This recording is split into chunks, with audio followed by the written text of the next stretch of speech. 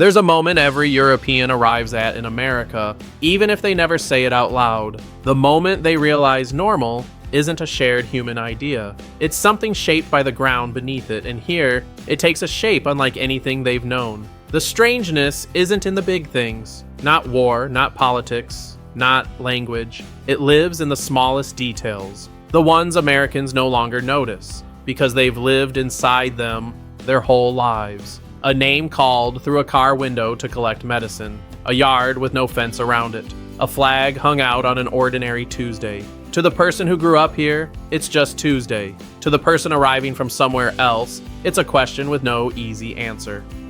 And it's in that gap between what's invisible from familiarity and what's overwhelming from distance that one of the quietest, strangest confrontations of modern travel begins. So I've seen a lot of videos of Europeans, especially a lot of people from the UK, who are in America watching the World Cup, and their videos are basically saying how they underestimated how much they would like America. Well, I lived there for over 10 years. I did 3 years in San Francisco and around 7 years in Houston, Texas. And I can tell you exactly what it is. It's not the food. It's not the amazing locations. I mean, these are all great. But I promise you, it is the people.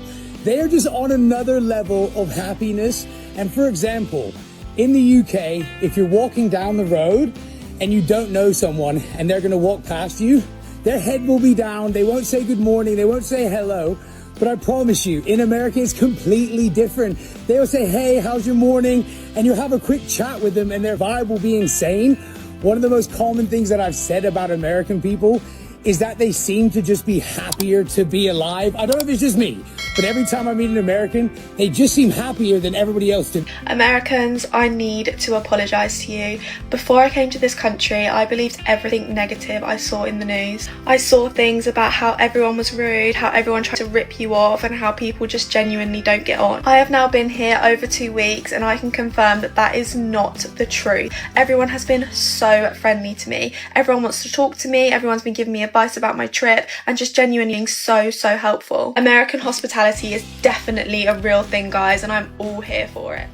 What does it mean when an entire errand can happen without a person ever leaving their seat? For most of the world, doing something is inseparable from going somewhere. A body moves toward a task, and the task waits at the other end of that movement. In America, that link has been quietly severed, one window at a time, until the very idea of going out started to feel optional. It begins with something almost mundane. A car pulling up to a small glass window, a voice exchanging a name, and a bag of prescription medication passed through in under a minute. No waiting room, no line, no need to step onto pavement at all. For a European visitor, the sight is disorienting less for its convenience than for its implication that illness itself has been redesigned around never requiring contact with the outside world.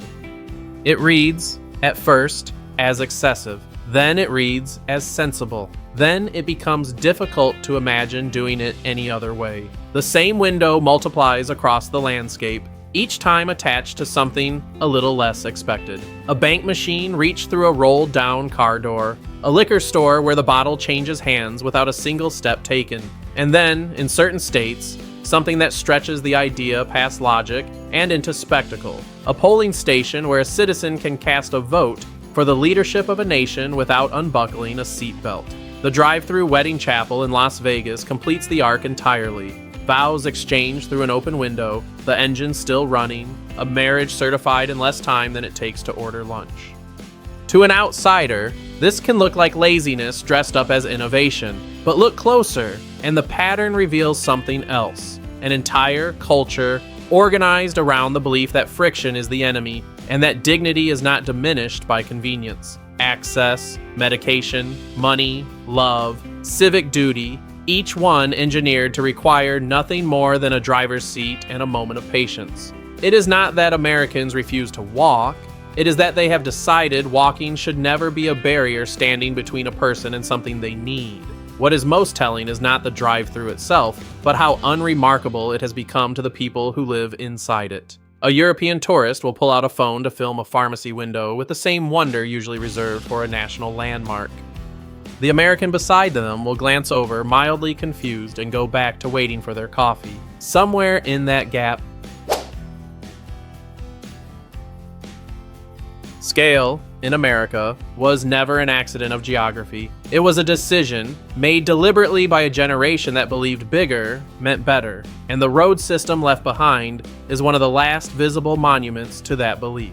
A European driver's first encounter with an American highway can feel less like merging into traffic and more like entering a different physics.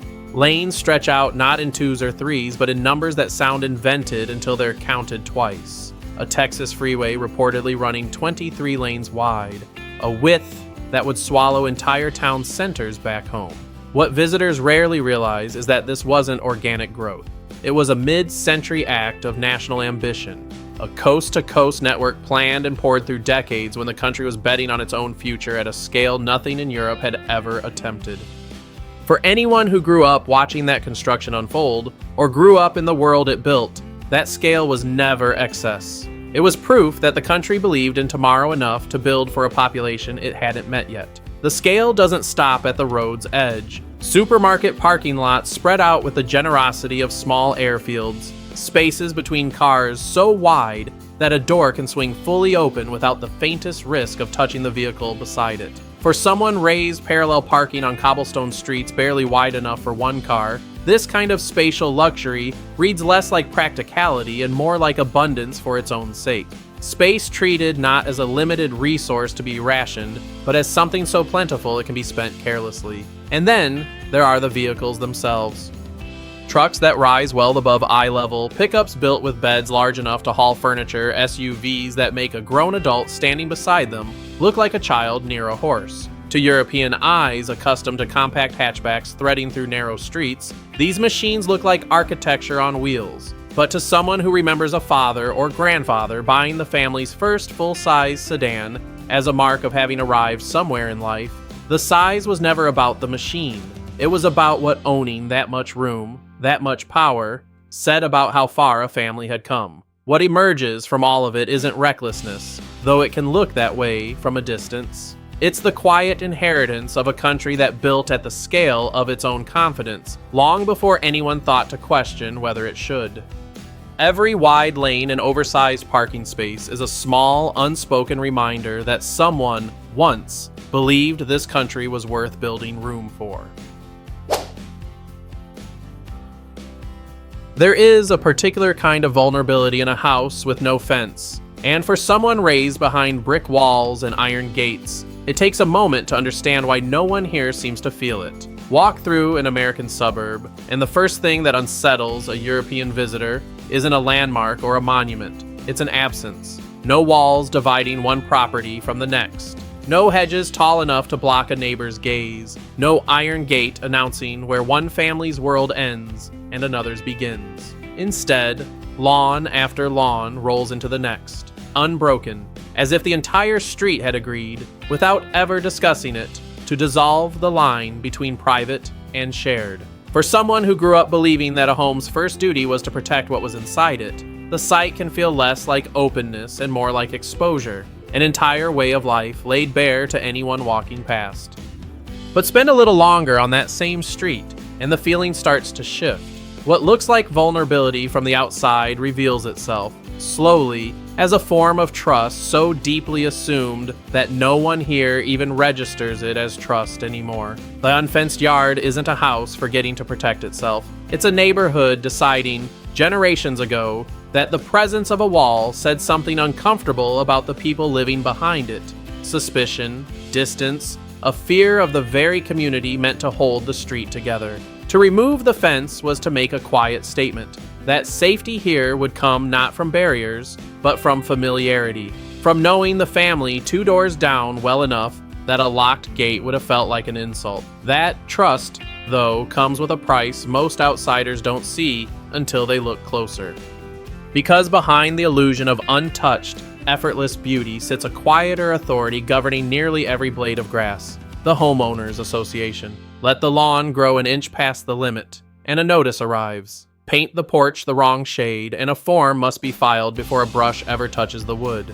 It is a strange contradiction at the heart of the open yard. a landscape that looks like unrestrained freedom from the street, while being quietly regulated down to the centimeter behind the scenes. Ownership here was never absolute. It was always shared with the collective aesthetic of the block.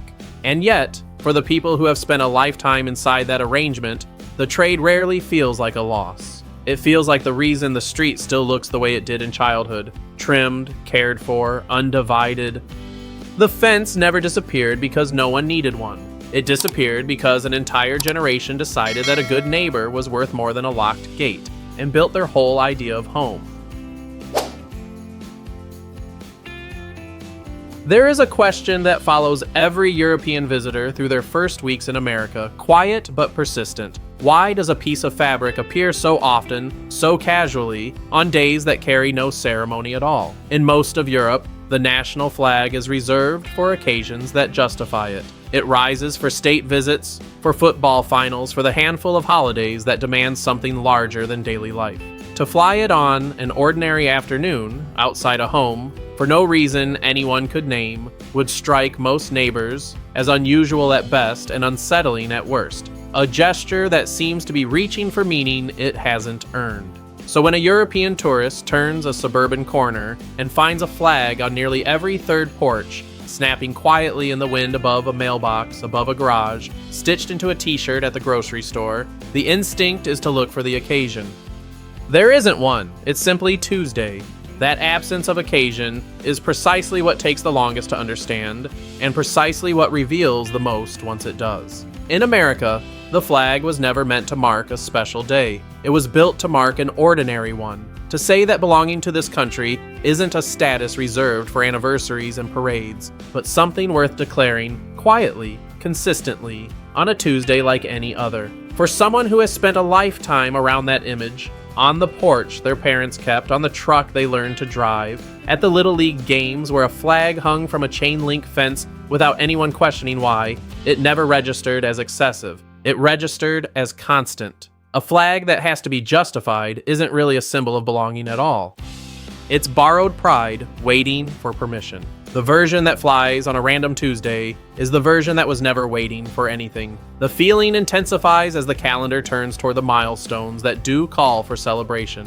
When the 4th of July approaches, that same quiet, everyday fabric multiplies into something closer to a citywide chorus. Fireworks threading through the dark, marching bands moving down streets lined with families who have done this every year of their lives. Flags no longer standing alone on porches, but stitched into hats, folding chairs, and paper plates. What was subtle throughout the rest of the year becomes, for 1 week, impossible to ignore. And yet, even at its loudest, it never quite feels like performance. It feels like the volume simply rising on something that was humming steadily all along. For a European raised on quieter, more guarded expressions of national identity, that constancy can be difficult to place. Is it patriotism, or is it something closer to habit passed down without a second thought? The truth, for anyone who has actually lived inside it, is that the question itself misses the point. The flag on a random porch was never trying to prove loyalty to anyone watching. It was simply a family saying, without needing an audience, that this ground was worth calling home, on holidays, and on every ordinary day in between. There is a specific kind of disorientation that comes from being spoken to by someone who wants nothing from you. And for a European, used to walking city streets in practiced, protective silence, it can take days to recognize the feeling for what it is. In London or Paris, the unwritten rule of public space is simple. Eyes forward, expression neutral, distance maintained. It isn't coldness exactly, it's a kind of mutual respect built on not intruding. So when a European visitor steps off a curb in an American town, and a stranger waiting at the same crosswalk turns to comment on their jacket, or asks where they're visiting from, the first instinct is suspicion. 30 seconds in an elevator is enough for an American to ask about the visitor's trip, compliment their shoes, and wish them a wonderful rest of their day, all before the doors open again. The visitor spends those 30 seconds waiting for the request that never comes. There isn't one. The stranger simply wanted to talk, and now the doors have opened and the moment is already over. That absence of a hidden motive is the hardest part to believe at first, and the most disarming once it's accepted.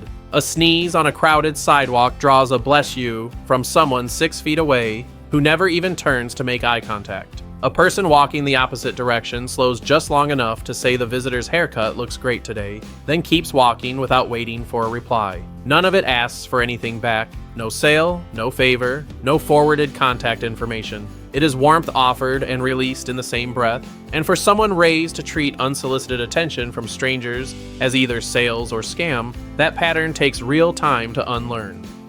Nowhere does this reach further than in the smaller towns and southern corners of the country, where hospitality isn't a service industry performance, but something closer to inherited instinct. A European sitting alone in a diner, recognized only by an accent overheard mid-conversation, might find their entire bill quietly paid by the table across the room, along with nothing more than a handwritten note.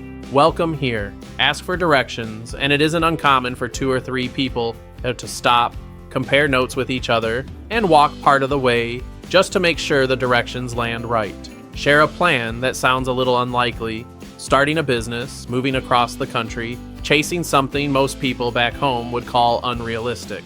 And where a European crowd might offer a raised eyebrow and a gentle warning, an American one is far more likely to say simply go for it than mean it. What makes this particular culture shock different from the others isn't its size or its strangeness. It's how slowly it works and how completely it changes something once it lands. The wide roads and the unfenced yards can be photographed and explained in a single afternoon. This can't. It has to be felt directly, usually more than once, before a visitor stops flinching at a stranger's compliment and starts, almost without noticing, returning it. Somewhere in that shift is the quiet realization that the friendliness was never a performance meant to be seen. It was simply how people here had already decided to treat each other, long before any visitor arrived to be surprised by it. And that, more than any road or refrigerator or flag on a porch, may be the hardest thing for an outsider to carry home. The sense of having been noticed, welcomed, and let go of, all without ever being asked to earn it. The freedom to move at 60. There's a version of growing older that most Europeans have never had to question, because the question was answered for them long before they reached the age to ask it. In much of Europe, the shape of a person's later years is drawn early, by a pension tied to years of service, a healthcare system rooted to residency, a family network that quietly expects proximity. Moving away in retirement isn't forbidden, but it rarely feels like a real option. It feels like leaving the plan. In America, that plan barely exists, and what fills the space where it would have been is something closer to a wide open map. A person turning 60 in a modest Ohio suburb can sell the house that slowly doubled or tripled in value over 30 quiet years, take that accumulated equity, and simply relocate to a warmer coastline, a lower tax state, a smaller town near grandchildren 3 states away. No permission required, no national system dictating where the healthcare follows or where the benefits still apply. Just a decision made freely and a moving truck. For a European encountering this for the first time, the disorientation isn't about the moving itself. People move everywhere. It's the sheer casualness of the decision, the sense that an entire life stage can be relocated the way someone might change apartments in their 20s, without asking a ministry, a pension office, or an entire family structure for approval first. Entire regions of the country, from the Carolinas to Arizona, have been quietly reshaped by decades of exactly this kind of movement. People arriving not because a job sent them, but because nothing was stopping them from choosing somewhere they simply wanted to be. Underneath that mobility sits something less visible but far more foundational, a belief that a home isn't just shelter, it's a store of value a person spends a lifetime building and is then free to cash in and redirect wherever the next chapter makes sense. The house isn't an inheritance to be preserved untouched. It's fuel for whatever comes next. That single idea, more than climate or convenience, is what allows so many Americans to treat their 60s not as a settling down, but as one of the few genuine chances left to choose freely where the rest of their story gets to happen. And for the European watching a neighbor pack up a life of 30 years into a moving van, bound for a state they've never lived in purely because they wanted to, the quiet realization sets in slowly. This wasn't recklessness. It was a kind of freedom they were never given the chance to imagine for themselves. What ties all of this together isn't any single window, yard, or flag. It's a quieter thread running underneath all of it. A country that decided again and again that ease and openness were worth building into daily life, even when the rest of the world called it excess. None of it was designed to impress a visitor. The drive-thru window wasn't built for someone watching in wonder from another country. The unfenced yard, the wide highway, the flag on an ordinary porch, the stranger who stops just to say something kind, none of it was performance. It was simply how a place decided to live, long before anyone arrived to be surprised by it. Maybe that's the real difference. Not that America is louder, or bigger, or more generous than the rest of the world, but that it stopped asking permission for any of it a long time ago. What looks like excess from a distance often turns out up close to be a kind of quiet confidence, a belief that comfort, space, and trust were never things to be rationed carefully, only things to be built and lived in. So the question worth sitting with isn't whether any of this makes sense on paper. It's simpler than that. If you've grown up inside all of it, never knowing another way, would any of it have ever felt strange to you at all?